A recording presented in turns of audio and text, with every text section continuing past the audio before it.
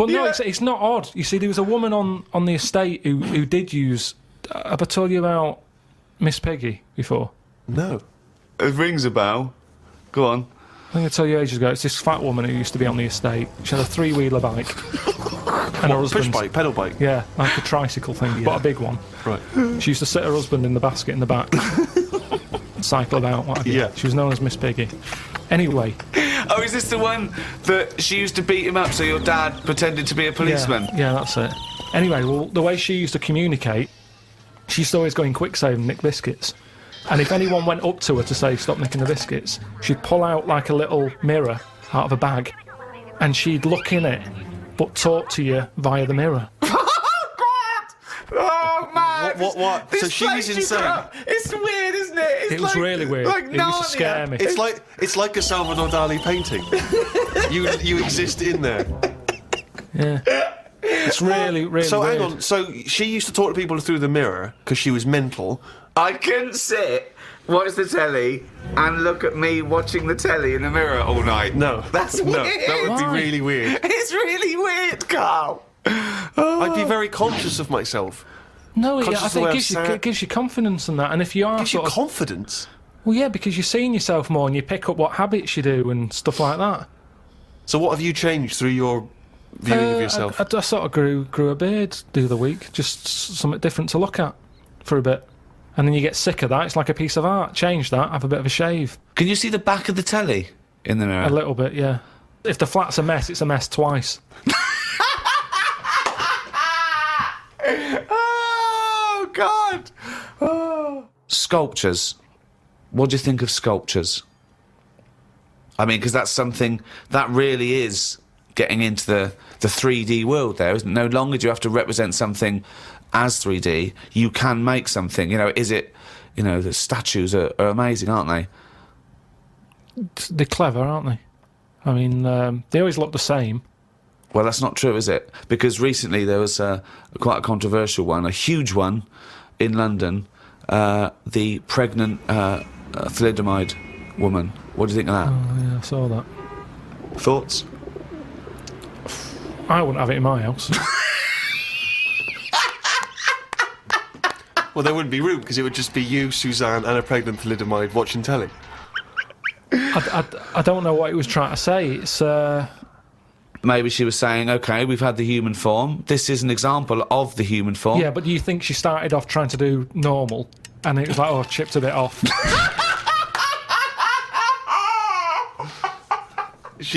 One of the arms got chipped off. Well, it makes you wonder, doesn't it? And why... You see that square, Trafalgar Square, you got that? Nelson's column, he's got one arm and a leg missing or something and a patch over his eye. Then you've got the thalidomide. Why can't they just do a full person?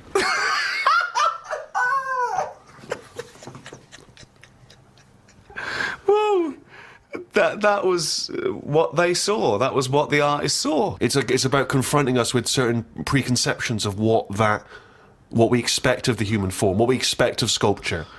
And it's probably a little ironic comment as well on the famous Rodin.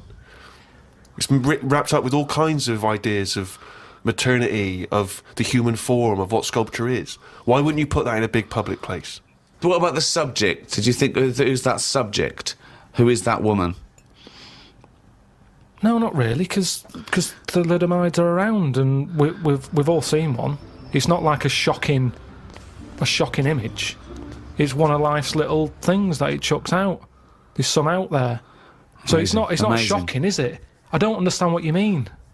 I think what I thought is, it just goes to show we're sort of running out of ideas. What do you think of people who are so angry at art, they try and censor it, or they try and destroy it?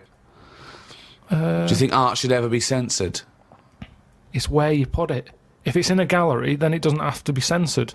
If it's in Trafalgar Square, where everyone's wandering around having a nice time, you don't want a 12-foot cock. So it's all about where you put it. I think some art looks better because of where it is. Angel in the North, that's a bit of art, but it's a bit of a surprise, isn't it? You're driving along a miserable motorway. Yeah. Oh, what's that over there? Gives you something for your eyes to look at again. Motorways are the most boring place to drive. But you go, oh, look, there's a bit of art over there. Yeah, but Stick that then into again, a should you door. be looking at art when you're going at 70 miles an hour along a motorway? Well, yeah, because it's really big. You can keep your eye on it and Look in the mirror. It's not a problem. Wait till you go past it and look in the mirror like normal. So you like the Angel of the North, Because it's something in the middle of nothing. right? But if you put it somewhere else, Stick it in Trafalgar Square, you'd go, oh, more clutter. I remember we were shown the cartoon version of Animal Farm when we were about like 15, 16. We were discussing it afterwards about, Napoleon, oh yeah, great, oh yeah, communism versus, the poor proletariat and all this.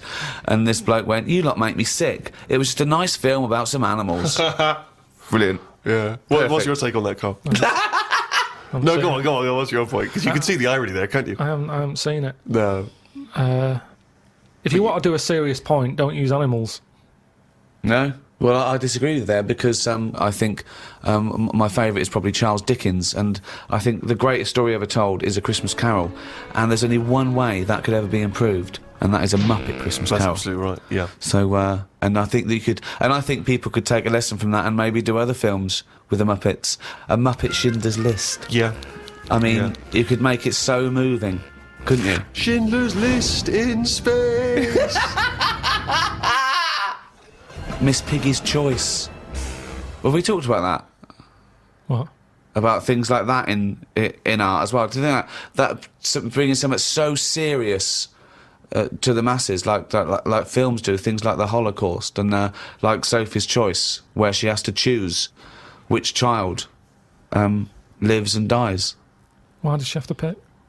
Well, because the Nazis were horrible, nasty, evil people. And which one did she pick? I don't think that's the point. I don't think that's the point. I love the idea that this is not a betting game. No, but I imagine this is like Deal No Deal. It's kind of you're down to the last two.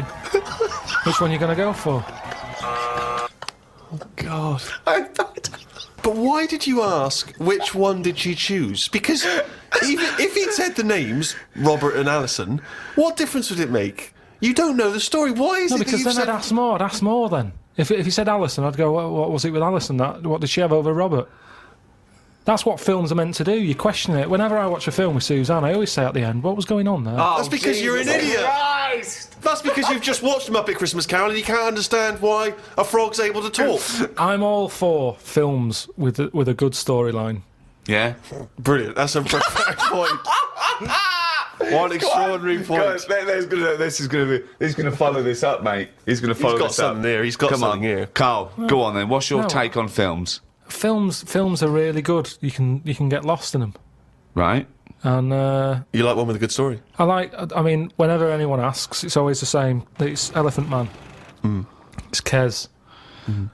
Mission Impossible 2. Mission Impossible 2.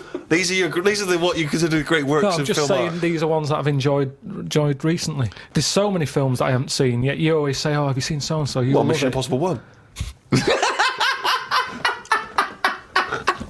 And there's good news for you. 3's out. That's true.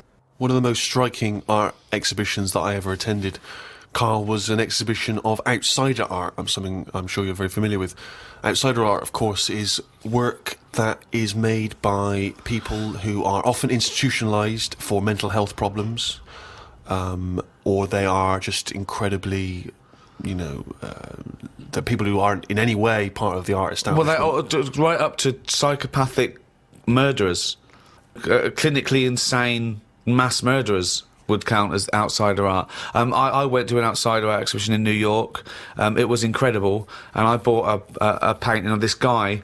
He's a chronic schizophrenic, and he paints in tar, like road tar that he gets from roads, and he paints in that on wood he finds in sort of skips, and it's incredible because it's sort of like scratched in.